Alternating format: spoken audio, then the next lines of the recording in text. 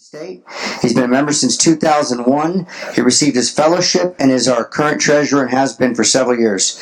Dr. Joe Palmer.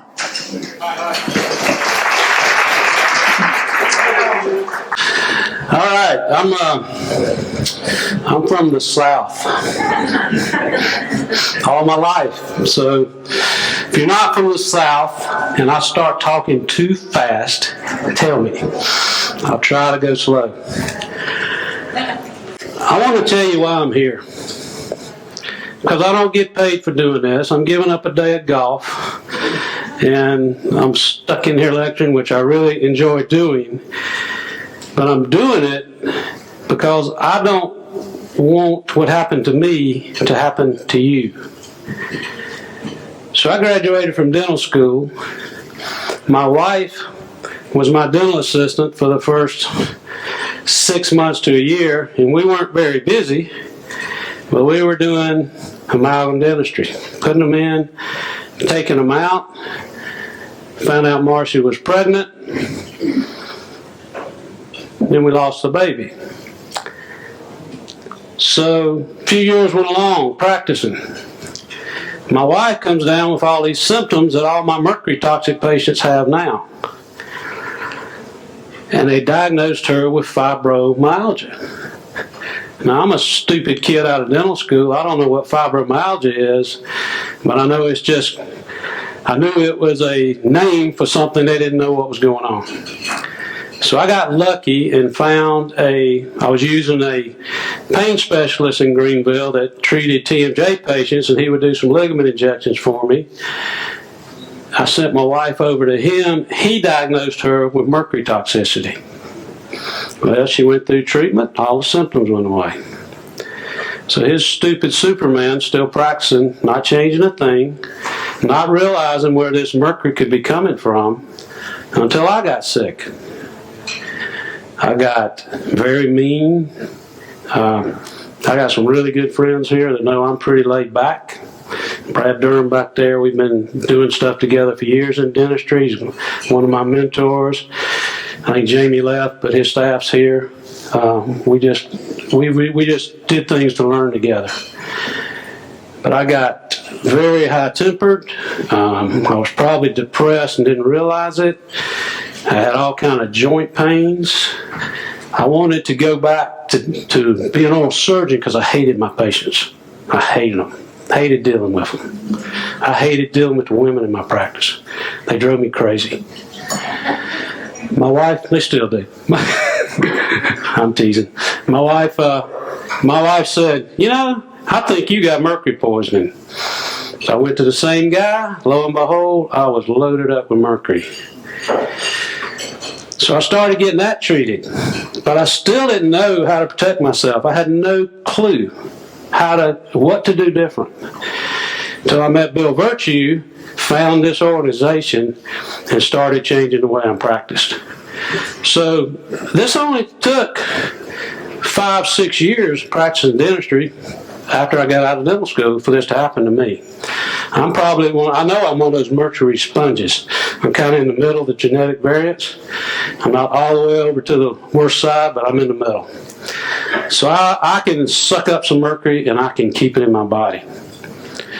So what I'm going to do is try to show you ways that you can protect yourself, protect your team members, and protect your patients.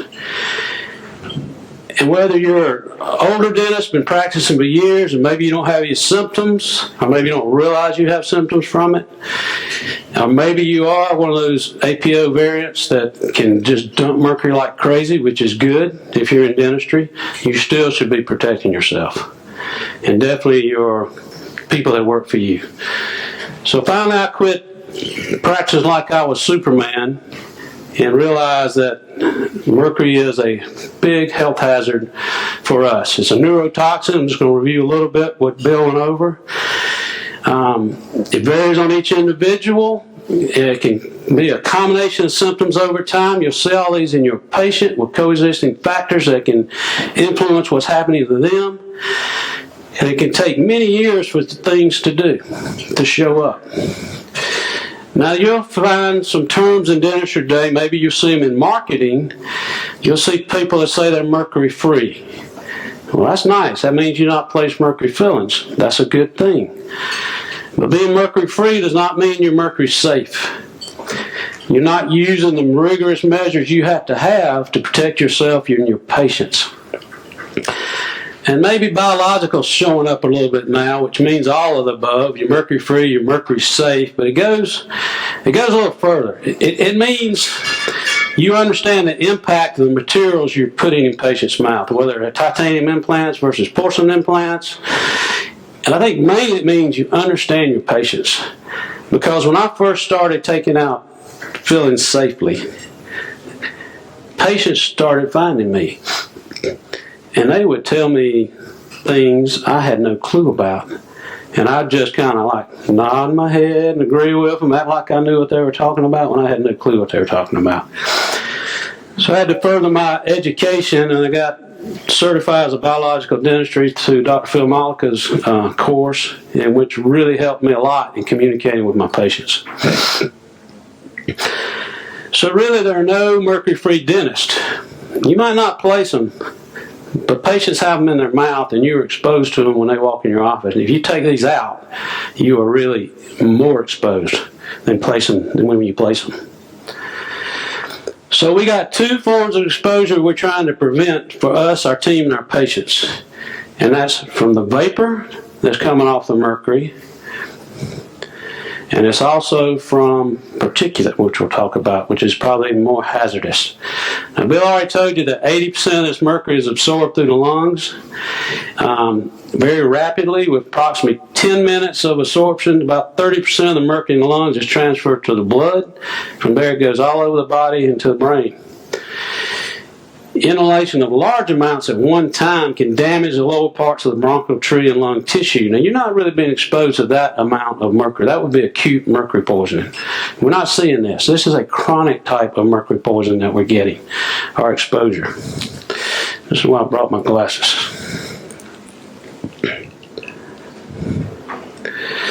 So, this was a study that shows the neurophysiologic effects of mercury exposure among dentists in Monastir City, wherever that is, not around here. It was done at University Hospital. And they did this on 64 dentists. And what they found that in the exposed group, scores of neurological symptoms, memory disturbances, and anxiety were significantly higher than controls.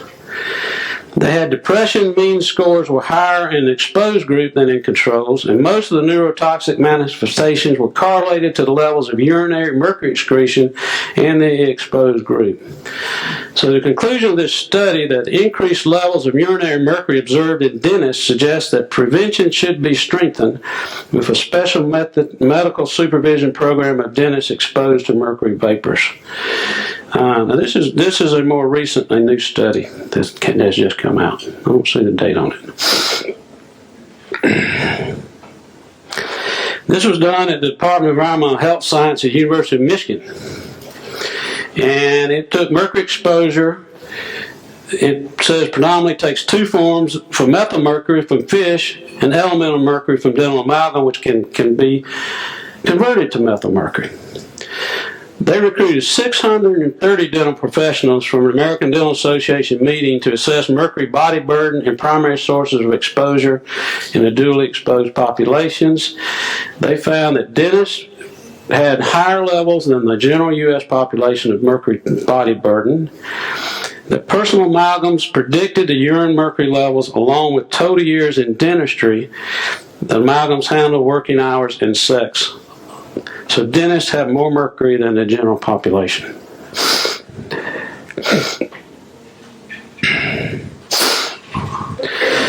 This was some of that same study, I'm pretty sure, that ADA conducted a DMSA challenge test on 4,272 U.S. dentists, 1975 to 83. The mean urine levels were 14.2 micrograms of mercury per liter. Now, you want those to be actually around less than 3. 19% of those dentists had over 20 micrograms. 10.9% were over the CDC maximum SEPTA level of 30. 4.9% were over 50, and this is level found to cause induced tremors in other studies. 1.3% were over 100. That would be definitely some tremors going on with those dentists. So we are kind of a toxic bunch.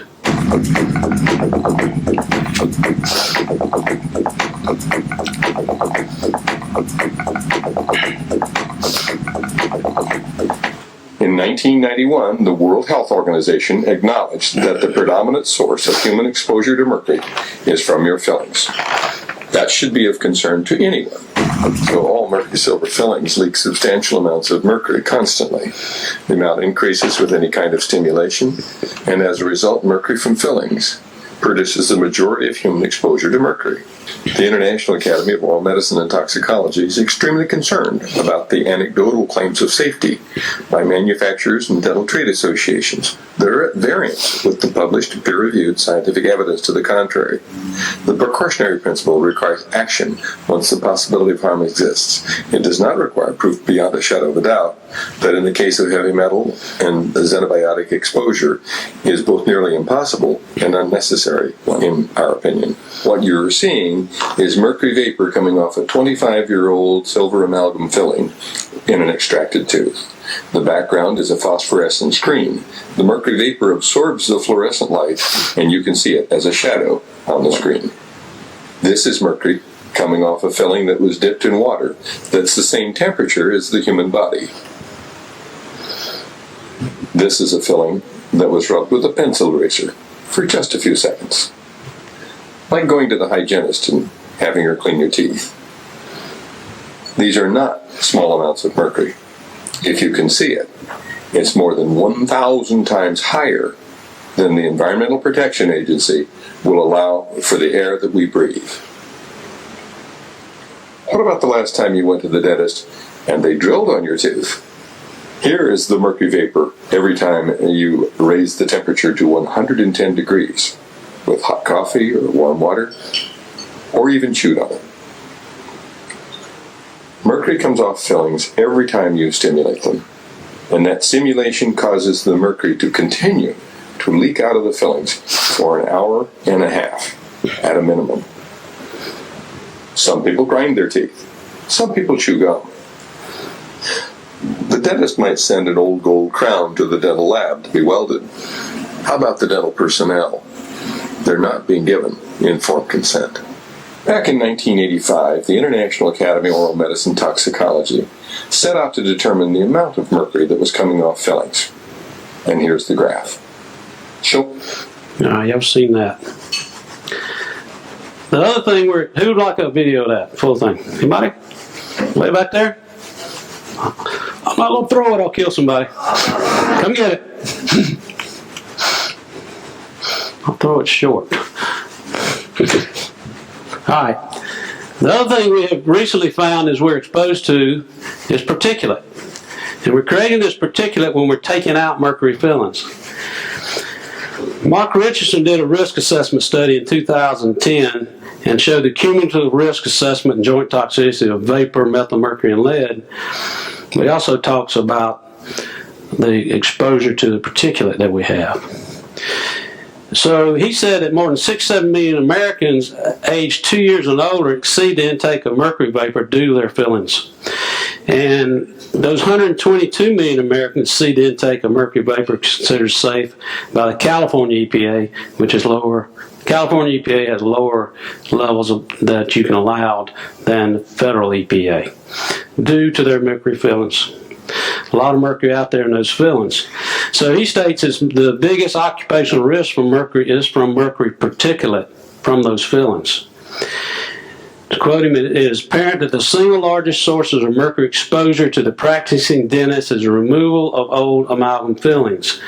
The dose of mercury contained in the amalgam particulate inhaled with the removal of just a single small filling far exceeds that associated with the inhalation of mercury vapor contained within the dental operatory air over the course of an entire week. So you take one filling out, inhale some particulate, which stays in your lungs, It's actually more dangerous than all the vapor you could have breathed the whole week.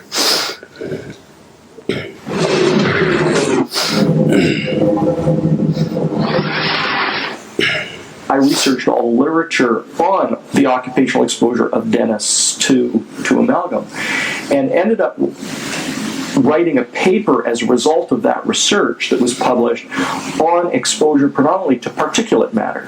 As dentists drill out a filling, their dental drill runs at about 400,000 RPM, and it sends a shower of micron size and submicron size particles everywhere. It's tens of thousands of parts per million. There was literature actually that measured the amount of particulate matter in the airspace or the breathing zone of a dentist during removals, and a researcher had studied this using mannequins into which they had put in fake teeth with fillings in them and then drilled them out and taken all the measurements while they were doing it. And the dose of particulate matter experienced by dentists, if they don't take precautions, is huge. It's way larger than the vapor exposure they get during the same process. Particulate exposure for a single filling delivers micrograms of mercury, which in mercury terms is a lot. And this happens, at the time, the average was around 4 to 5 fillings were removed by a typical dentist in a given day so that he could replace them or whatever. And even if they wear the typical surgical mask, they're designed to stop particles of around 3 microns in size or larger, because that's the size of typical bacteria. Well, the particles of amalgam pass right through that mask because they're well less than 3 microns. They average around 1.5 microns a size and go down to the submicron level. The amalgam load would probably give them 100 times more exposure to mercury than just inhaling the vapor that is present at the same time. The particle load carries, 50% of the mass of any particular particle is mercury, and that's delivered straight to the lungs, and it's absorbed within 3 days, and the mass is quite large. And it stays there, as opposed to the mercury vapor drops off fairly quickly. The amalgam particles that have been inhaled, they don't dissipate anywhere but directly into the body. So the dose delivered is very, very significant. Now, those guys dressed up in biohazard suits in that film, and the mercury vapor, you saw it coming off the teeth as we drill, that was Matty Young and I. That was part of the study that was done in an office I was leasing and getting ready to move out of in just the next couple of weeks, because I knew we were going to contaminate the heck out of this office. And I'll talk to you about that later. So Matty, raise your hand. Another great guy to talk to and questions. Well, I'm thinking about it too. I have half my team down here in the second row. Raise your hand, ladies and gentlemen. There'll be a great source of anybody that wants to grab them and ask what we're doing and talk to during the meeting. Great crew. All right, so I think we've established there's a big risk as we're doing this stuff, and it's primarily due to the aerosol of mercury in particulate. And we know that real everyday exposure easily exceeds 100 microgram per meter cubed of air, where the EPA will give us 4.8. And this is right here where we're breathing it in right up close to the patient. So how are we going to minimize this risk? Another thing to look at is how long have you been exposed? I mean, some of us have been practicing 30 years and haven't done anything yet. But you may have been exposed in utero. You may have been exposed since the first mercury film was placed in your mouth. It might have been the day you stepped in the teaching school lab, the dental school. It could have been from your mother, because it does cross the placenta. Now, what's kind of disturbing is we've known this for a long time. Nemo, Wesley, and Martin back in 1990 showed dentists inhale particulate material during the removal of mercury silver fillings, and this was done in a major center. The study was. Hugh Clark's and Miles, they showed that percutaneous absorption of mercury vapor would go through our skin if it sits there for long enough. Which, if you're not protecting yourself during the day and you're accumulating on your skin all day long, you got a chance to get some through your skin. This was actually published. Nemo's study was published in the Journal of Prosthetic Dentistry. It wasn't hidden away in a toxicology journal like it would be today, because you can't get them to publish anything today. It was actually published in a journal. And they came up with a solution that we were all doing anyway, of using water spray, your suction tip, and a rubber dam, almost completely eliminated particulate inhalation by the patient. Now, what's almost? It doesn't. The simulation on the dentist was exposed to moderate amounts of fully respirable particles for all conditions tested. You just heard Mark Richardson say once they're in your lungs, they don't go anywhere. They stay there for a long time. So they took some rats and they exposed them to removing mercury filling around them, and they looked at inhaled dust immediately absorbed into the bloodstream, and they saw that the heart receives extremely high levels of mercury within minutes, that the brain and liver reached their highest levels within 16 hours, 7 times the control. The heart was 81 times. And the kidney levels rise slowly but remained high for 72 hours. Now, I'll tell you a little bit more about my study. I was chelated the first time, taking, I think, DMSA or DMSO. I didn't do any IV, EDTA, or anything like that. My mercury levels started off about 84. The doctor said you got the highest levels I've ever seen. We cut them down to about half through the chelation. That's the best we could do. So I went along for a number of years till I was about 40. How old was I? I think I was 48. 48, I had my first heart attack. What's mercury do? What's Paranandi say? It attacks the heart. So I said, you know what? I've learned a little more. I'm going to get my levels checked again. They were sky high. Again, now, I don't know if I still had exposure from what I was doing at the time to protect myself, or we just never really got rid of it anyway. So I went to another doctor who was more knowledgeable about chelation. I went through 2 years of chelation, at least started off once a month, and then slowed it down a little bit, but it took 2 years to get my levels down below 3. And then hopefully they've kind of stayed down since then. I check them every once in a while. They're doing pretty good with the more stringent protocols I'm going to show you today. So, because of that little scenario, I said, guys, let's figure out if our methods are working. Let's figure out what's really going on. That's all I said. And then Matt Young and David Warwick came up with the protocols to do this study that we talked about putting amalgams in mannequin heads. We did 8 sessions, removing, or actually ended up being 16, removing 2 per quadrant, did the left side, and then we did the right side.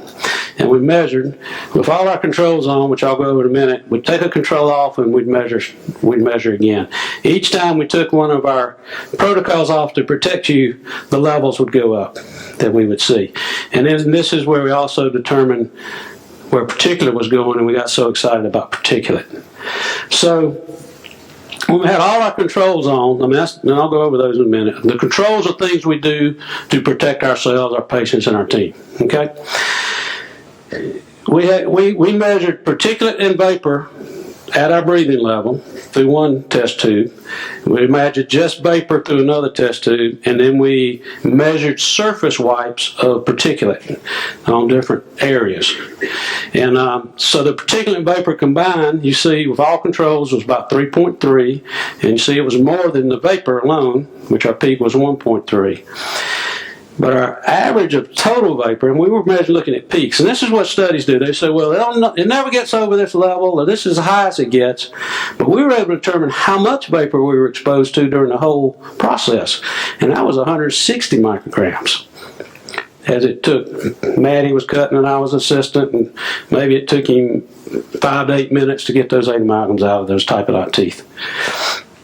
But then we started noticing that we had 2.9 micrograms of particulate on the assistant's knee from that one procedure. And the patient's chest had 340 micrograms. That's huge. That's a lot of mercury, which would sit on her chest or his chest. If they don't change clothes when they go home and breathe that. Or a mother picks up their child from daycare and they pick them up and give them a big hug, and that kid buries her head right into that mercury. We said, we got a problem. Now, I'm not going to go over the whole study, but when we do it the normal way, with just water and our regular dental suction, remember we weren't looking at patient exposure, so we still had a rubber dam on for every system. We saw that the particulate and vapor that we were breathing went way up, went up to 5.3, and our vapor value, just the peak, went up to 21.4. But look at the average of the total vapor. Look how much more vapor we created over that 5 to 8 minutes. 2,901 micrograms. You don't just breathe the peak. You can't hold your breath and just avoid the peak, right? You're breathing the whole time you're taking these things out. So you were exposed to almost 3,000 micrograms of vapor through that whole period. And then the assistant's knee picked up 360 micrograms. The patients went up to 1,900. That, guys, is a lot of mercury. And that's only one procedure.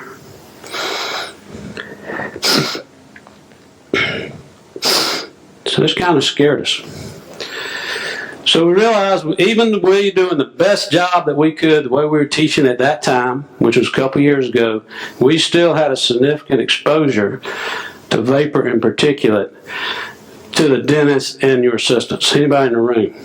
Now the patient's pretty well, we did add some protocols for the patient. We were using rubber dam on our mannequin. That's what we were doing for our patients. Under the dam we had a suction unit. We just weren't covering the patient's clothes. And now we do that. So we need to do something a little different. Then Robin Warwick came along. She was in dental school, and she did a study of what the exposure in the dental lab when they were learning how to place and remove mercury on mannequins. And she got this study published in Occupational Medicine and Toxicology, which is where we're trying to get our study published. So our study has not been published yet. They told us they loved the study, they liked the results, but they didn't feel like we had enough ends, whatever, you got to have enough data. So they asked us to go back and do 20 patients, live patients, and actually measure the particulate coming off. So we're doing that, but we're keeping all our controls on. So we're going to add that to the study, resubmit it, hopefully actually get it published. But Dr. Warwick, she measured exposure to mercury vapor only while removing mercury fillings in a dental school lab.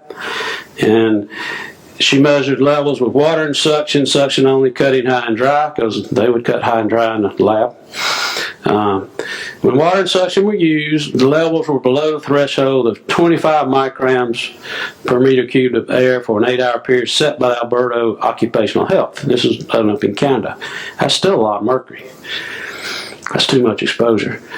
With suction only or cutting dry, they exceeded the threshold levels by 8% and 36% respectively. So, a notable quote from the study is, "It's paramount that dental schools consider how dental students are trained in the subject of mercury hygiene, removing dental amalgam, as well as other procedures where mercury exposure may occur." So, as an association, we are trying to work with OSHA now to make OSHA more aware there's a problem. We're trying to work with some dental schools. We get mostly a cold, deaf ear. We have some schools that are a little bit open to us to try to increase the levels of protection that occur in the dental schools for our dental students. I have an associate that came to me straight out of dental school because I told him about all this before he went to school. So when he was ready to get out, he said he wanted to come work for me. And I said, well, I don't know if I'm ready, but we'll give it a try. So he's been with me for 3 years. This kid went into dental school. He was an athlete. He played tennis at Furman University. He's in great shape. He's still pretty good shape. By the time he got out of dental school, he was on blood pressure medicine. Now,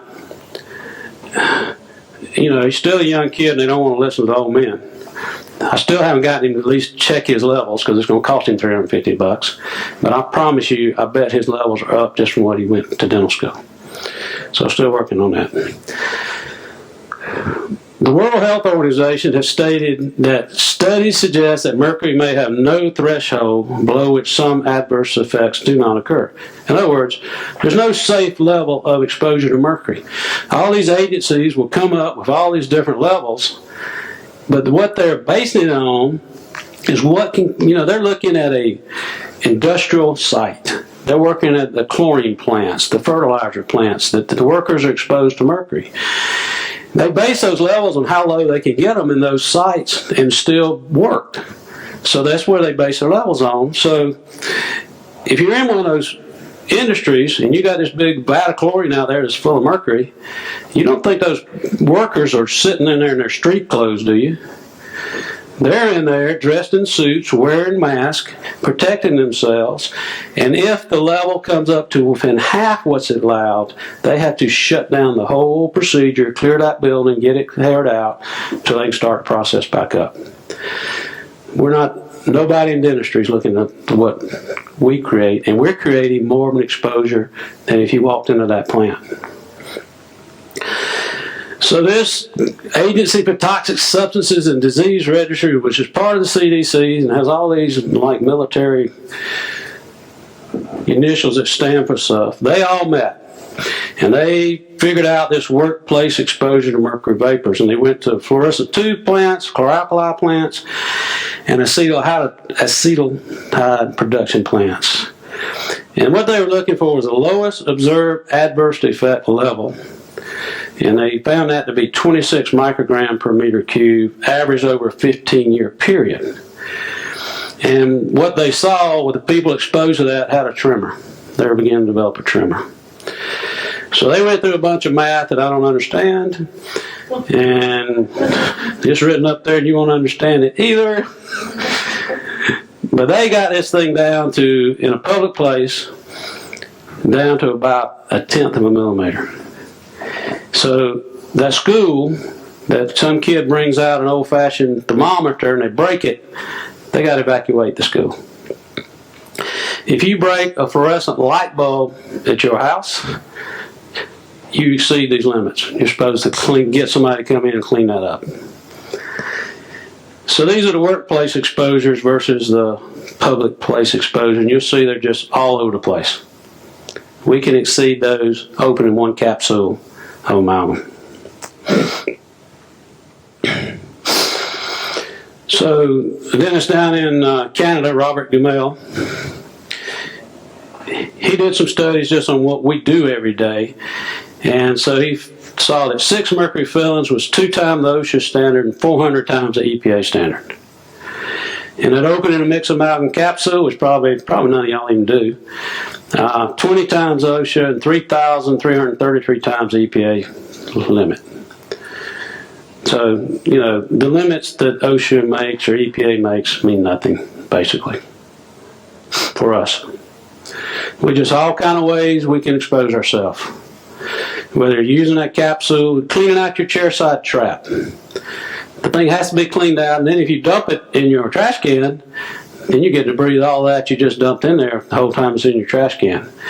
But just clean out that trap, you can breathe 600 micrograms of mercury vapor. If you go in and forget to turn your water on and you hit that drill, it goes up really fast. I will tell you that when we were doing our study, we got to the point where we were cutting 8 fillings out dry. And I'm the dental assistant, and it's my office. I got to be in there 2 more weeks, and I'm seeing these chunks flying everywhere. And they go on the cover where we were going to test it. I couldn't let it sit there. I had to get that big piece off. And so we were measuring all this. The numbers were just going sky high on our devices, like crazy high. So we got finished doing that. It was the last day. It took us 8 hours to do this all day long. So we got finished. I said, guys, let's go on the other side of my office and talk about what we just saw. And we went over there. There were a couple of mercury vapor analyzers on that side of the office. And we were doing this in a closed-off, very large room because it was a room that I used for teaching at the time. So it was like 3 operatories size room with 1 chair in it. And we go over, we had the doors shut. The air conditioner was running. And I can't tell you, actually I think there were filters in my air conditioner at that time too. It may not have been. We go to the other room, we take all our stuff off, and we pick up a drone mercury vapor analyzer that was over there on that side. I said, let's check levels over here. It was like 600 micrograms of mercury on that side of the office. Where on the other side, it was over, what was it, Maddie? 24, right? 1,000. So I said, guys, let's get the hell out of here. Opened up all the windows. We turned all our suction units. We had a couple suction units. Left the office wide open that night.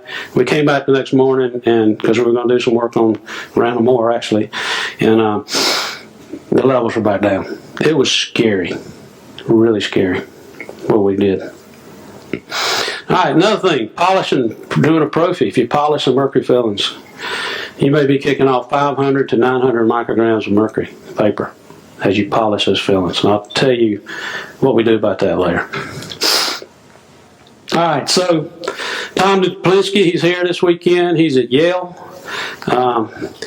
He did a study looking at the health status of dentists with mercury fillings in them, but he looked at the drugs they were taking.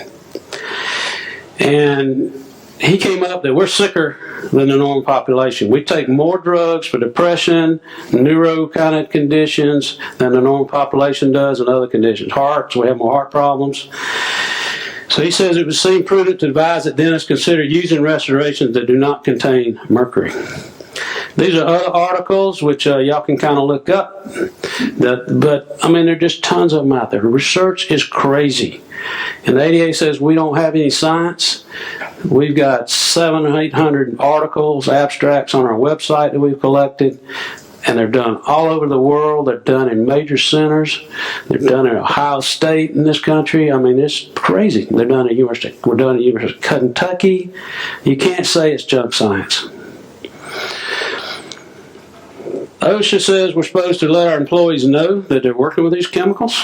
Nobody's enforcing that. We're actually working with OSHA to kind of open their eyes up a little bit, provide some training for your employees. This is a newer study done in Taiwan that shows an association between history of dental fillings and risk of Parkinson's. We've always thought that Parkinson's, MS, Alzheimer's had a relationship to heavy metal toxicity. You saw the studies that were done in Calvary, what it does to the brain neurons. So this is one newer study that makes an association between mercury fillings and Parkinson's. The patients exposed to dental amalgam fillings were 1.583 times more likely to have Parkinson's disease afterward compared to their non-exposed counterparts. Doesn't seem like a lot, but it must be statistically significant to be able to get the study published. Going the wrong way. All right, so what's the ADA tell us? And they haven't told us anything since about 1976. Is that when that came out? So this page out of American Dental Association Journal in 1976. This journal was totally every article in it was about mercury exposure and occupational exposure of mercury to dentists. So what did they do? This was right at the time when encapsulated amalgam was going to be coming out. So they said, use encapsulated amalgam. Because once you mix it up and stick it in the mouth, it's safe then. It's not going to bother you. But while you're mixing it up and stuff, you got to be careful. But they say just use, get your air conditioner running. Have your windows open. Ventilate the room good. Use water and suction, which we were probably doing. I'm not sure if they put anything about the patient on there, rubber dam. And then if you had to scrap, you had to go through all these things to take care of the scrap. Because the scrap was dangerous, but it's not dangerous in your mouth. That's what they said. And they're still saying the same thing today. Well, we beg to differ. They advise you to have one of these in your office in case you spill a little bit on the floor, you can clean it up. This is all from the ADA. Well, I start to feel like Superman, and I pick a fight. Only to find that my opponent's holding kryptonite. And I learned my lesson, but I'm still paying dues. Each time I drink and start to think I'm 10 feet tall and bulletproof. All right, so I learned my lesson, but I still have another heart attack. So I've had two. My 29th year in practice, which was about 4 years ago, I had my second stent placed. So mercury is kind of like our kryptonite. How do you measure How is that measured? That's measured on a challenge test. So it's a urine test? Yeah, but a 6 hour urine challenge test. You got to take the MSA or the MSO. I think I took the MSA. Yeah. All right, so what happened with that study showing the particulate is we changed our protocols. We made them more strict. We're totally protecting the patient, covering the patients, and we want to cover our clothes and make sure we're wearing masks, cover our head, cover our shoes, so we don't take the particulate home. Now this technique has become, we've developed it, we're calling it SMART, Safe Mercury Amalgam Removal Techniques. And our goal is, through the Smart Choice website, is to start educating more patients about the dangers of mercury and getting them out of their mouth. Hopefully, those patients will drive more dentists to start protecting themselves. So we have a couple of levels in, in the IAOMT we have accreditation. SMART is just under accreditation. We have, I think it's 10 chapters you do for accreditation, so you can learn more about the biological aspects of what we're doing. But you can get SMART certified just by doing the first 2 chapters and go ahead and get the equipment and start protecting yourself. Then you can work on the accreditation and then fellowship and mastership. So that's what SMART's all about. So we encourage you to join if you're not a member. If you're working on accreditation, go ahead and get the first 2 done and get your SMART done. Because you'll go on the website, and we've only been doing this for about 6 months, but we're really putting funds into a marketing campaign to try to get this branded. It's going to take a while to get more patients to be looking for you to be SMART certified. So there's a couple of videos in here that we are using. I just want everybody to see them. They'll also talk about the technique, and then I'll go over it in detail and we'll be done.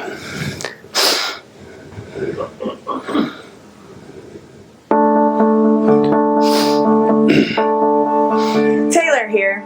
I'm really upset with what I've learned, and here's why. These silver amalgam fillings in our mouths are made out of poisonous mercury, which is highly toxic. So toxic that the United States signed on to a United Nations global treaty with over 100 other countries to protect human health and the environment from the adverse effects of mercury. That mercury in our mouths? That mercury in our silver fillings? Well, it's been proven that those amalgam fillings release mercury into our mouths 24 hours per day. And getting them taken out can also cause even more dangerous levels of mercury exposure. So that's why it's important to have them removed safely. Make the smart choice to protect your health by watching the following videos and educating yourself about the safe mercury amalgam removal technique, or SMART, from the International Academy of Oral Medicine and Toxicology at www.thesmartchoice.com. All right, so that's a separate website. It's YouTube. We use that and social media to try to drive a demand for safe removal of mercury fillings. That's the start of it.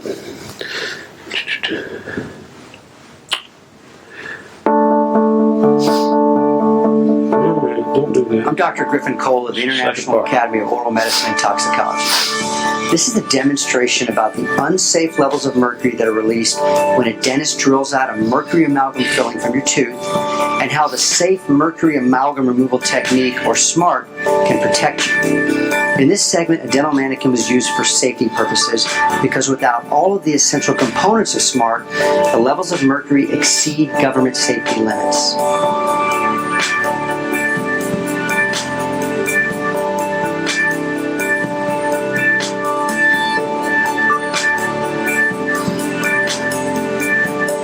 In this segment, on a real human patient, all components of SMART are in place, and levels of mercury are kept below government safety limits.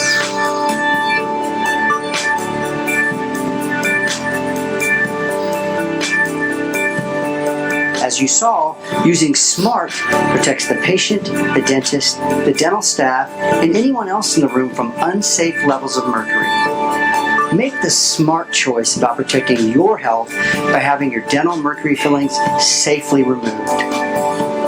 find out more about the safe mercury amalgam removal technique, including how to find a dentist certified in SMART at thesmartchoice.com. So another video, mainly for patients. Dentists can look at that also. Patients can tell their dentist, go look at this website, check this out, and then they know where to go to get more information. Now, we protect them from vapor. We weren't measuring particulate there on those to do that. The particulate's still going there. We still got to protect from particulate, which is why we're doing the physical barriers now. So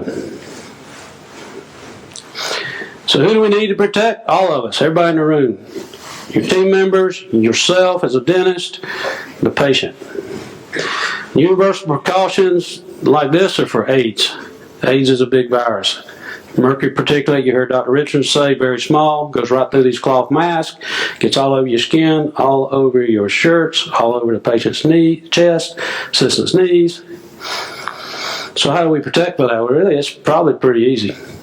All right, so things we do for our patients, we can use a pre-rinse.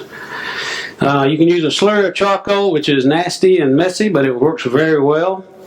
You can put a little chlorella in there, which is algae that helps detox. Or you can use N-acetylcysteine mixed with, and you can have them swallow that beforehand. Actually, it should be with a little vitamin C, N-acetylcysteine and vitamin C. And beforehand, they can swallow that. Afterwards, they shouldn't. Quicksilver Scientific is a company that makes intestinal metal detox, and you take it before the procedure, it will bind anything up that gets past our barriers and gets into the gut. We want to do full body barrier protection, including their head and face protection. You don't want to see anything but teeth. The patient needs to have a nasal air supply so they're not breathing the room air as you're creating this aerosol of particulate. We use a vinyl dam because it's less pervious to mercury vapor, and you want to use nitrile gloves for the same reason. And we can coat the dam with something called HGX hand cream, which is like a mercury cleaner actually, and it helps trap particulate and reduce vapor penetration through the dam. I'll show you pictures of all of this. We put a saliva ejector under the dam, not to get the saliva. Hopefully we're getting any vapor that gets through. It's nice to get saliva too. And you want to have some type of eye protection for the patient. Cover up their eyes if they're not totally covered. You know, if your patient's watching a movie or doing something like that, use safety glasses. If they're not, just cover them up. All right, come on. And gonna look like Bill up here. This makes me feel a whole lot better. We have a specific device. It's called a cleanup suction. It's like a high volume oral evacuator with a little trap over the end of it. We showed that we were surprised, but we really did show that had a great effect on reducing particulate versus just our regular suction tip. We're trying to we've developed those and to make them totally disposable. I'm not sure exactly when that's going to be available, so we can just throw them away. And then we're going to use an auxiliary large suction like we've used back when we did that air abrasion stuff. You know, you had something to trap all those particles going away. We have one of those in the room very close to the patient. We always use lots of water and, of course, cut them out with a high speed. And we want to section them in the biggest pieces we can to reduce the amount of particulate, and then we'll do a post rinse after we take everything off, either that charcoal slurry, this time don't let them swallow it, and then or the N-acetylcysteine with vitamin C, and don't let them swallow it to get the particles that get by our dam, because it's not a perfect system. Okay, just get them out of there as quick as we can. So this is what it looks like. You don't see anything but teeth. You got a rubber dam, there's a suction tip under that rubber dam. There's different ways to protect the patient. I mean, you could probably use painter's plastic. This is probably a Tyvek sheet. Up at Maddie's office, the sheet is a Tyvek material. And we have not found the perfect material. The long tube there is auxiliary suction that creates a flow of air hopefully away, but it doesn't keep it away from you, so you still got to have protection too. So this is what the patient looks like in my office. We have a little hood we put on them. They're usually watching a movie or something, so we got safety glasses on and we're covering them up. And these things are available for Material Concepts for big rolls of this sheet we put on them. I think we get other stuff from Granger or Uline. Well, that's where we get it. We've got a vinyl dam. This is a picture of the cleanup. It's got this little trap over it. It helps really reduce the particulate that's getting out of here. And then you can see there's a suction tip up under there. And we got a nasal air source working right there. So that's either breathing just like we just use our nitrous cart and turn on the oxygen, or you can have it, straight line piped in from your compressor or from the airline. It doesn't have to be oxygen; it just needs to be air. This is a Mercury X cream that we rub on the rubber dam, or vinyl dam, excuse me, and it decreases the permeability of that dam to the mercury vapor. It makes it even better, and it grabs particulate also. So these are all engineering controls that are talked about as any device that we can come up with to use to protect ourselves. But we also have to protect our environment of our room, keeping that air clean. You want to make sure all your suctions are vented to the outside, because all that mercury vapor and particulate is going through your suction unit, and even if you have a separator, that vapor is still going through there. And if you're just recycling it right back into your equipment room, you're going to have a really toxic office. And some offices aren't vented outside. I thought that was like everywhere. So check and make sure it is.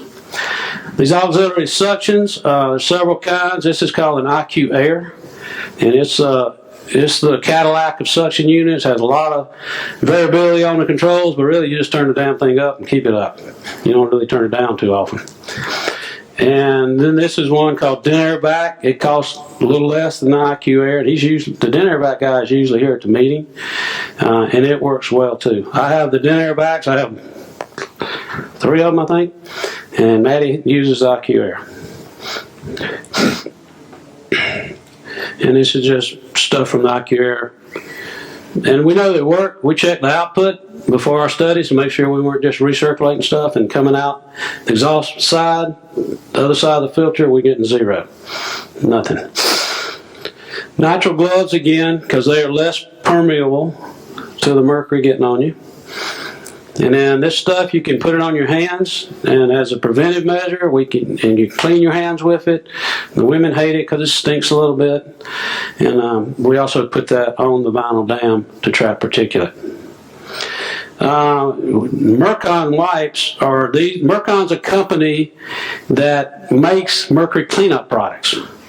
So we use these Mercon wipes to wipe down the operatory, wipe down hand pieces, clean anything we can use again. Everything we don't have to use again after we get the mercury out, we go ahead and get out of the room. So we get all the mercury out. If we're doing a whole mouthful of mercury, we get every quadrant done, we take the mercury out. Then in each quadrant we have to change the rubber dam. We take the rubber dam off and put it into a sealed container that's in the operatory so we can get it out of the room. Then when we're finished, we take all the instruments that we use out of the room, get them, clean them up. We spray Mercon on those before they go into ultrasonic or whatever's going to happen to them. We wipe down our surfaces after we remove the barriers. We've taken off our suits. We've taken those outside to the trash. Then we clean the room with these Mercon wipes. They're like baby wipes. And we wipe down surfaces and just try to keep it as clean as we can. I think in Canada you get this at Ross Healthcare. In the States we get those from Granger. And they have all kind of containers, trays. We don't use these. We mainly just use the wipes and the spray, which we spray on stuff before we throw it in ultrasonic. There we go. And that's what that stuff kind of costs, and some numbers. All right, so TactAir makes a device that creates ionic charges in your room that take the mercury particles, particulate, and attaches it to a plate on the wall. So this part sits behind the patient. on the check counter or whatever, and it runs. It sounds like a little fan running. This part is on a wall, and there's a cable that goes under the building that connects the two to create those charges, and it's supposed to take particulate out of the air. I think it's a good thing to have. You want to go all out, you should try to have one of these if you can get it installed. I wouldn't say it's absolutely necessary, but we do have it as part of the SMART protocol. This might be one we let you slide on. The rest of the stuff we really want you to use.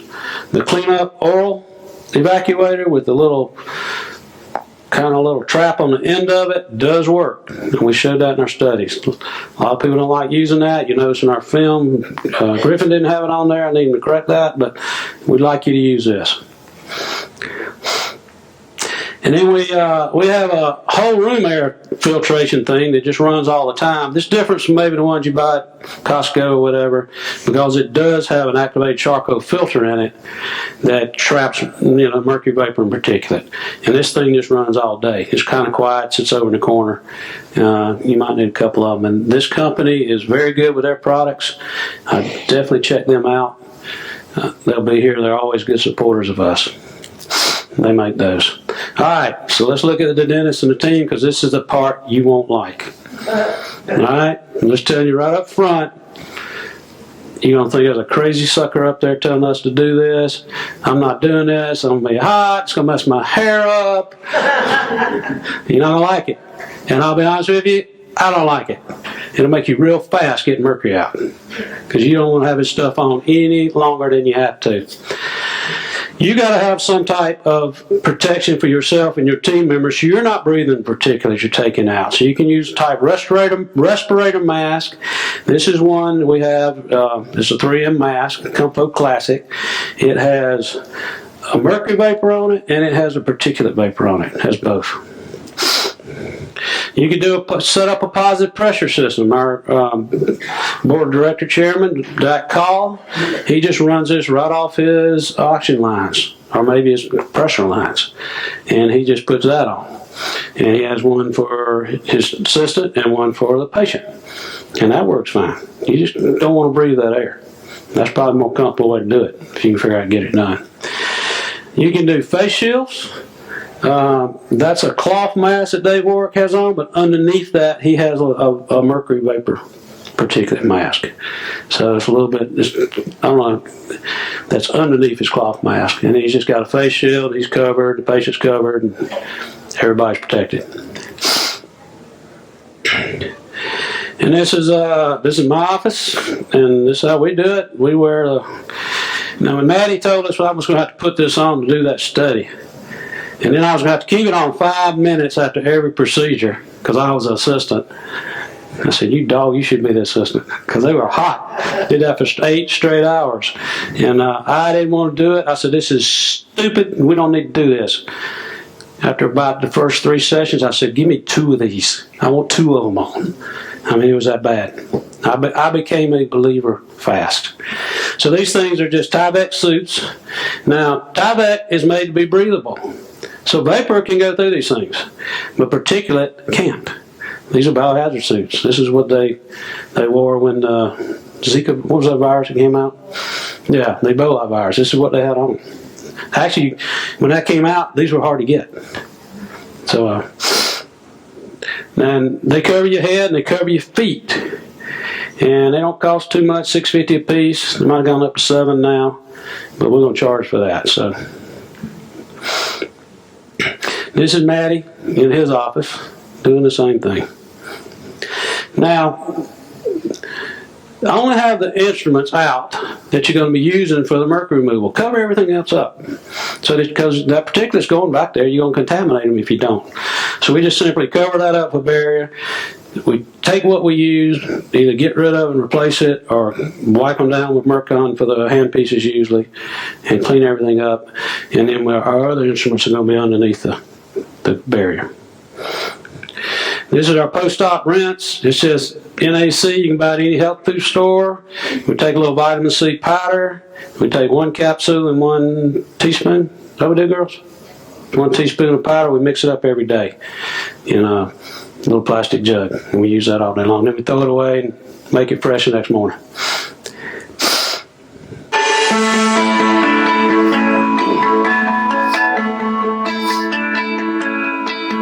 I'm Dr. Griffin Cole of the International Academy of Oral Medicine and Toxicology.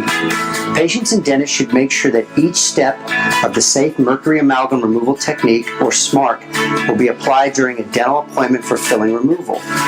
The first step is for patients to consult with their dentist before the mercury filling removal begins, so that both the patient and dentist agree that all safety measures will be in place. This helps to ensure that the patient and dentist know exactly what to expect. It's also helpful to watch the following example of the safe mercury amalgam removal technique, or SMART, being applied. Each room where mercury fillings are removed should have adequate filtration in place, which requires a high-volume air filtration system such as IQ Air Dental Mercury FlexVac or similar device, capable of removing mercury vapor and amalgam particles generated during the removal of one or more mercury fillings. If possible, windows should be open to reduce the mercury concentration in the air. The patient should be given a slurry of charcoal, chlorella, or similar absorbent to rinse and swallow before the procedure, unless the patient declines or there are other contraindications making this clinically inappropriate. Protective gowns and covers for the dentist, dental personnel, and the patient should be in place. All present in the room should be protected because substantial quantities of particles generated during the procedure will elude collection by suction devices. It has been demonstrated that these particles can be spread from the patient's mouth to the patient's knee and to the chest, shoulder, and neck of the dentist and dental assistant. Either a properly sealed respiratory grade mask rated to capture mercury or a positive pressure, properly sealed mask providing air or oxygen should be worn by the dentist and all dental personnel in the room. Non-latex nitrile gloves should be utilized by the dentist and all dental personnel in the room. Face shields and hair head coverings are to be utilized by the dentist and all dental personnel in the room. In order to protect the patient's skin and clothing, a full-body impermeable barrier should be utilized. External air or oxygen delivered via a nasal mask for the patient also should be utilized to assure the patient does not inhale any mercury vapor or amalgam particulate during the procedure. A nasal cannula is an acceptable alternative for this purpose as long as the patient's nose is completely covered with an impermeable barrier. A saliva ejector should be placed under the dental dam to reduce mercury exposure to the patient. A dental dam that is made with non-latex nitrile material should be placed and properly sealed in the patient's mouth, as well as a full head, face, and neck barrier that is under and around the dam. During amalgam filling removal, the dentist should utilize an IQ Air Dental Mercury FlexVac or similar device in close proximity to the operating field, that is 2 to 4 inches from the patient's mouth, to mitigate mercury exposure. High-speed evacuation produces better capture when fitted with a cleanup device, which is preferred. Copious amounts of water to reduce heat and a conventional high-speed evacuation device to capture mercury discharges should be used to reduce ambient mercury levels. The amalgam should be sectioned into chunks and removed in as large of pieces as possible using a small diameter carbide drill. Once the removal process is complete, the patient's mouth should be thoroughly flushed with water and then rinsed out with a slurry of charcoal, chlorella, or similar absorbent. During the opening and maintenance of suction traps in operatories or on the main suction unit, dental staff should utilize the appropriate personal protection equipment described earlier. An amalgam separator should be properly installed, utilized, and maintained to collect mercury amalgam waste so that it is not released into the effluent from the dental office. Dentists must comply with federal, state, and local regulations addressing the proper handling, cleaning, and or disposal of mercury-contaminated components, clothing, equipment, surfaces of the room, and flooring in the dental office. I hope that you'll make the smart choice about your dental care by asking for safety measures during your mercury filling removal. For more information about the Safe Mercury Amalgam Removal Technique, or SMART, including scientific research about why these safety measures are important, visit thesmartchoice.com from the International Academy of Oral Medicine and Toxicology. All right, so there's our summary film. It's also available at the website, YouTube, and use it in our social media contacts. Now, I do want to talk about what we do with those contaminated barriers, because it's a problem. The dams, the chairside traps, we recycle all that waste because the dam's really got tons of particulate on it. But the barriers, the suits, I mean, that's a lot of material. You could fill up one of these amalgam recycling things up in a day, and they're like $500 a piece. So in South Carolina, we throw them in the trash because they don't know we're throwing them there. And I can't say that's the best thing to do, but it's the only option I got right now. I'm not sure how much is actually on the barrier. You know, each time it's different. But we get it outside the office immediately. You don't want to leave it stored in the office unless you store it in a sealed container, or it's just going to be a source of mercury vapor in your office. And some of you may have gone into an older office where mercury's done for years. Some of us may have a new office where you know it's not contaminated. But we do have a program through the IAOMT that you can rent a mercury vapor analyzer to test your existing environment in your office. And Kim, you can get the details of that. If you want one, you can sign up at our table tomorrow in the exhibit hall, and you can get on a list. Right now, I think there's only one person on the waiting list, but we are getting ready to use it to finalize a study, so that might tie it up for a few months. So if you got a decontaminated office, you can use flowers of sulfur or call Mercon. You can get some decontamination products to clean up your office. Got an old autoclave that's full, you probably just need to get rid of and replace it. Any amalgam or stuff in the office, you know, you hear stories of people who bought an office and they go into a back room and there's a big old tube of mercury sitting in there, a big old barrel of it. Get rid of that out of your office, send it to the recyclers. If you have carpet, if you got fabric on your windows in operatories, you need to get rid of it. We had that teaching room we were doing that study in where we were creating particulate. So we were checking things for contamination before we got started so we'd have a background level. And there was a oriental rug that was not under the chair. It was way over to the left, kind of where we walked. That was a really nice, expensive oriental rug because my wife's a designer and she doesn't buy cheap crap. So my daughter knew we were moving and she wanted that oriental rug. And I said, I don't know, we'll check it and see what it is. So you get it. If it's clean, you get it. If it's not clean, you don't get it. Because I don't want my grandchildren crawling around on that mercury contaminated rug. But we tested it. Guess what? Full of mercury. Shot the meter up.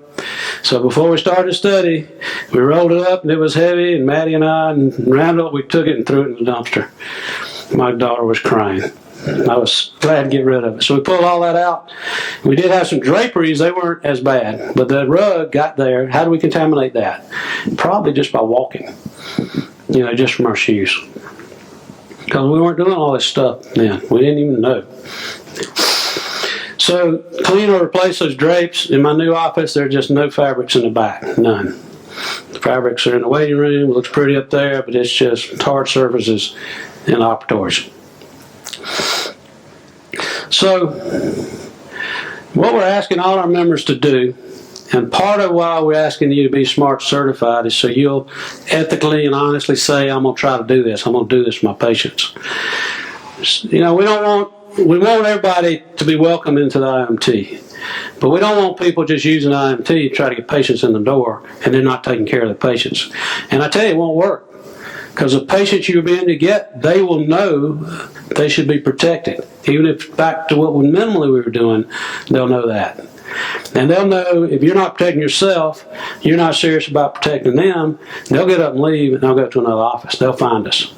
I've heard so many stories. I mean, I get patients from 4 states away. And they said, I went to my dentist, he wouldn't do this, I found you on the internet, so that's why I'm coming to you. And they know, you don't do it, let me tell you, they'll never come back. So we're asking you to take these mercury safe protocols you learned today and fully get them implemented. You'll have to spend a little bit of money on equipment, maybe about $5,000-6,000. You'll have to relearn and be uncomfortable while you take them out. If you're in the South, I don't care how cold I got in my office, I'm going to be sweating by the time I get those things out. And I don't like it, but I like it a whole lot better than a third heart attack. I can tell you that. So that's what we're asking you to do, is learn and do these smart protocols. Now, you're going to hear later, you're going to hear a lot of stuff about fluoride that's probably going to blow you away. And most IMT practices have discontinued the use of fluoride. So we ask you to try to do that, eliminate it in your composites. You use composites. In fact, we got bisphenol A-free composites now, made by Voco, and they're going to be here this weekend. Check out their composites; they're really good. And we ask you to install some equipment. And we know you may not can do it all at once, but we encourage you. We want to help you get to that. This is the BPA-free composites made by Voco, and they are going to be here this weekend. Really, it's good stuff. And getting rid of fluoride doesn't lose you patients, I promise you. They could care less, and it doesn't work. All right, so now we got time for questions. We ask you to fill out your evaluation forms on the app. Please do that for us. And we've got Dr. Young here, another expert, and Bill's still here. Griffin's here. Questions? Raise your hand. Yeah, Joe, what is your criteria for the number of mercury fillings you remove at one particular appointment? If it's a healthy patient and they just want all their mercury out, they really don't have a lot of symptoms going on, it's whatever they got in their mouth. If it's a sick patient, MS, depression, chronic fatigue, and they're really struggling, they're probably under a doctor's care already, we'll go slower, maybe a quadrant at a time, and spread it out a little bit for them. So it kind of depends on the patient. If they're healthy, I'll just get them all out. Joe, I just want to add one more thing. When we make up our ultrasonic solution in our office every morning, we take some of that mercury X and put it in with the ultrasonic, because no matter how well you scrub your instruments off, even in hygiene, you're going to have little particles that end up in your ultrasonic. And since we have the monitoring machine in our office, we noticed for the first few weeks, every time that autoclave popped open, when it vented, the mercury levels in the lab jumped up. So when you put the mercury X in your ultrasonic, then you keep from putting those contaminated particles in your autoclave. Matty has a whole office mercury monitoring system in his office, which we've gotten a lot of our data from and knows a lot of stuff from, so he's got amazing data. Who else?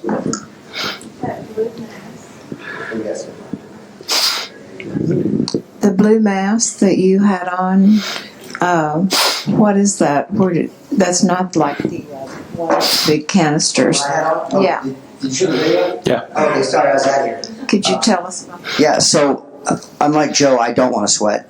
And he really doesn't want to mess his hair up. I don't. And but I still have the full protection of what you need, minimum. So that mask I get from Canada, or from England actually. I think the IAOMT has it. We've got all the information right on our website as far as where we buy things, because Dave Work buys the same one. He's the same. It has a little carbon filter in it, and the mask is good for like 2 months of wear, depending on how many mercury, actually probably 2 months max.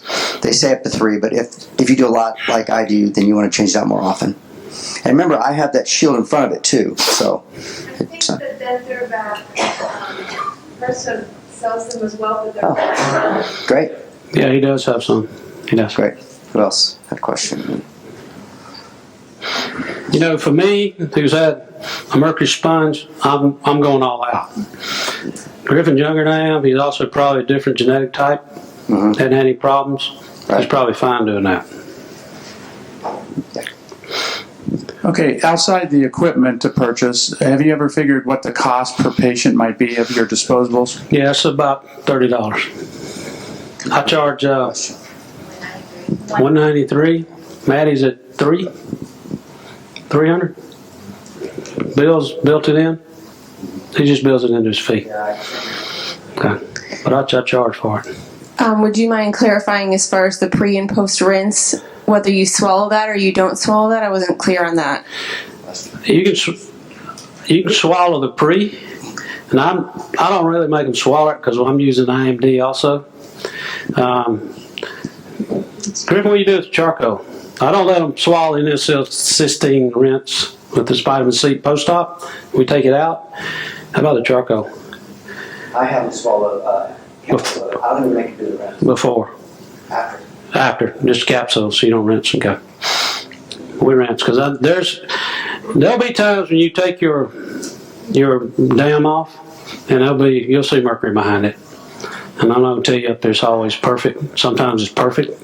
What you go to strive for, and you try to seal it up, and even if you got gaps, put some caulking material in there, some bite, and caulk it up to try to prevent as much as you can. But we're not perfect. Some of it's going to get by sometimes that you can actually see, but you can't. You don't know what you can't see. I mean, it's small. You can't see it.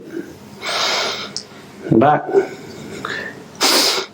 Is there a minimum requirement for the gown and the cap that you were wearing as far as pores or something? No, we've tested some of the materials. There's no perfect material. A surgical gown with a polyback on it has less penetration to vapor than the Tyvek material. Right. Like they cost a good bit more. So it's just whatever you want to use. I mean, you could probably put painter's plastic on them if it wasn't so uncomfortable. Might be the best material. We haven't tested that.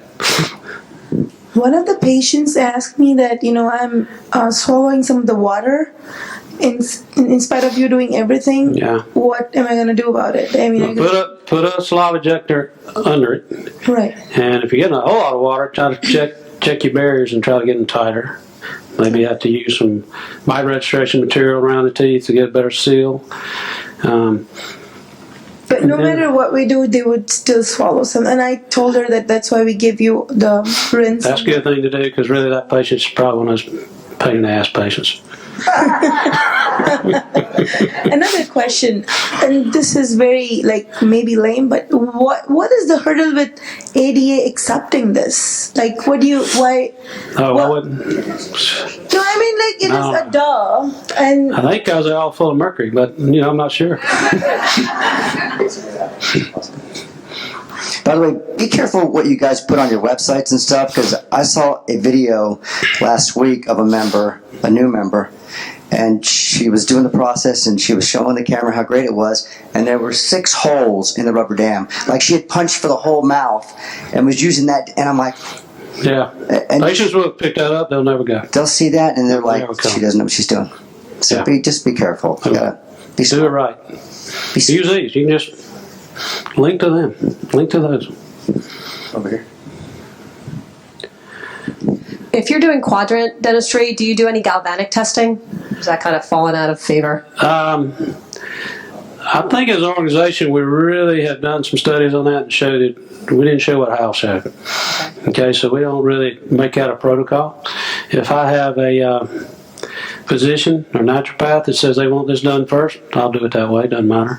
And same thing with immune cycle, 21 day, you're not following.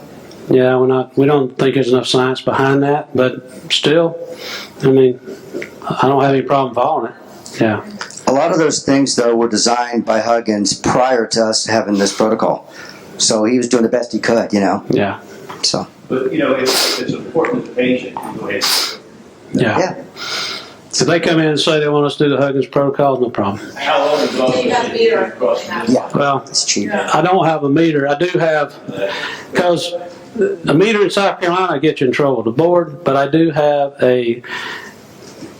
he's actually a chiropractor, but he practices like a naturopath. He has a meter, so I can send him over there. Have people to work with. So just being careful. Muscle testing in South Carolina, if I diagnosed from that, I could get in trouble. But yeah, if they can. But South Carolina's pretty lenient. They've left me alone, and I'm the person in the state to be doing this and have the most exposure. And they haven't bugged me. I had one time with a CERT that said I could replace, do a porcelain restoration, remove less tooth structure in my ad. And the state board member called me up and I said, well, I can. I'm doing inlays and onlays. And their last 300, I had all science because I was a CEREC instructor. And he finally said, maybe I'll look at buying one of those machines. So that's the only time I've had any call from the board, luckily. And my website's pretty aggressive. Yes. All right, I have a couple of questions actually. Do you recommend to your patients to do any mercury testing beforehand? Good question. Through Quicksilver Scientific, there is a mercury tri-test that you can use, and I will call it a screening test for the patient. Okay. I don't diagnose with it. I said, but if you want to know and don't want to go ahead and go to one of the physicians we use for chelation, then we got 2 in town. You don't do that yet? We can run this test for you. And it's blood, hair, and urine. And is Chris here this weekend? Griffin? I'm not sure. I haven't seen if Chris is going to be here. It's got a great website, Quicksilver Scientific. Yeah. That's where I get the intestinal metal detox protocol, which is actually a detox protocol also. But I don't tell the patients I'm detoxing them. I'm telling them I'm protecting anything that gets in the gut. But if you want to go ahead and finish this stuff up, it'll help get the stuff out of it. Yes, because that was another question. Do you recommend probiotics beforehand as well, or anything to kind of prep the patient? Yeah, I use an intestinal metal detox, which includes probiotics, includes some essential minerals and vitamins in there, chlorella, wild bear garlic, which are all good chelators to start cleaning the gut up. Because you got to clean the gut up first. If somebody's gut's all clogged up with mercury, their natural elimination pathways from getting it out of the cells through the liver back to the gut, they're clogged up too. Mm-hmm. So it's just not functioning. Okay, and besides the post-rinse, any post recommendations? Well, they'll have enough IAOMT, they can take it for a couple of months probably. Okay. Yeah, if they won't. And we give them the directions. I just don't tell them I'm chelating them. I don't use that word. Okay. For detoxing. What is the significance of the nitrile gloves? Our assistant has this insane allergy to nitrile, actually. Oh, really? Yes. So she uses latex? Yeah. Well, then I would try to get her to use that Mercury X cream and the gloves. They're just less permeable to the mercury vapor. Okay. We know that latex is permeable to the vapor. Okay. But you remember it's vapor, and the vapor has got to be inhaled. If you got particulate on your skin, it has to be a lot and stay there before it goes through. So I just maybe get her to use the cream. Did that smell that bad?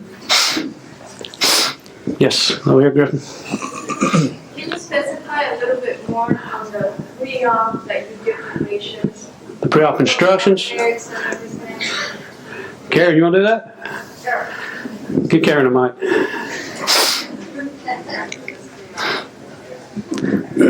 So we have a protocol, and the first thing that they're going to take is the IMD, the intestinal metal detox, and it helps to prevent the absorption of mercury in the gut. And since the stomach is so acidic, you want to take Alka-C. It's a buffered vitamin C. Then we use liposomal glutathione. It helps to remove mercury from the gut. Since all the good and bad bacteria are removed, you want to take the probiotic to help with that. And Neparella, wild bear garlic, and Clearway cofactors blend is our support system that we use.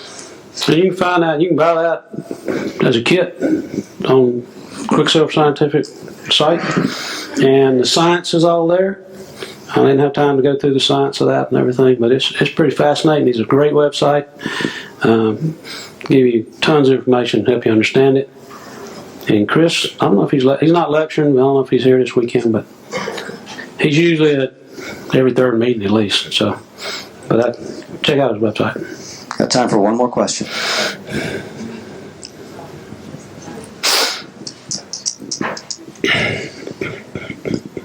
Is that protocol for every patient that you're removing the mercury from, even if it's one filling? Every patient in my office. And so then how long do they have to, prior to start that protocol? Start them 2 days before. Now, they don't have to. That's voluntary for them. And say I get somebody traveling from a long distance away, we'll go ahead and they want treatment that day, we'll go ahead and start them. And then they can start it. I mean, they can start it in the office, but or they can. And all of them don't take it. I mean, because that's not to protect me; it's to protect them. So I make that elective for them to do. It costs about $500 of stuff. So. And then for all of the barriers that you're wearing, do you wear that for the entire procedure? No. So I get it off as quick as I can. Okay. As soon as I get the mercury out, that's why if they got a whole mouth of mercury to do, I'm going to do mercury removal in every quadrant and then take that stuff off, get it out of the office, clean up, then go start doing restorative work. And then one last question. As far as billing purposes, so are you participating with insurance? Is this a separate code? No, I don't know. We code that. I don't participate with insurance and I'm fee for service, but we file insurance. What we do? Mercury protection fee? Is that a 999 code or something? Yeah. Yeah, we put it on the claim form, but they don't ever pay it. They're not going to pay it. As far as your restorative fee, you're a dentist. You're changing out a filling. Don't make anything special. Yeah. The more you talk about it, the more weird it is. You're a dentist. Yeah. You choose not to use mercury. So, Well, you can build it in your fee and just make your fee higher. That's it. Yeah, if you want to.